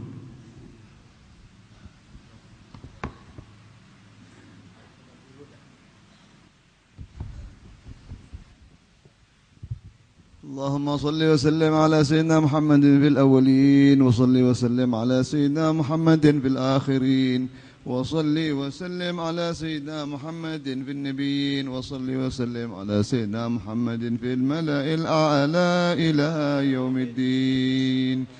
ولقد أشرت لنعت من أوصافه تحيي القلوب تهيج الأشجان، والله قد أثنى عليه فما يساوي القول منا أو يكون ثنانا، لكن حبا في السرائر قد دعا لمديح صفة ربنا وحدانا. وإذ امتزجنا بالمودة ها هنا نرفع أيدي فقرنا ورجانا، للواحد الأحد العلي إلهنا متوسلين بمن إليه دعانا، مختاره وحبيبه وصفيه زين الوجود به الإله حبانا. يا ربنا يا ربنا يا ربنا بالمصطفى اقبلنا أجب دعوانا. أنت لنا يا ذخرنا في هذه الدنيا وفي أخرانا. أصلح لنا الأحوال واغفر ذنبنا ولا تؤاخذ ربي إن أخطأنا. واسلك بنا في نهج طه المصطفى ثبت على قدم الحبيب خطانا. أرنا بفضل منك طلعة أحمد في بهجة عين الرضا ترانا. واربط به في كل حال حبلنا وحبال من ود ومن والانا، والمحسنين ومن أجاب نداءنا، وذوي الحقوق وطالبا أوصانا، والحاضرين وساعيا في جمعناها نحن بين يديك أنت ترانا.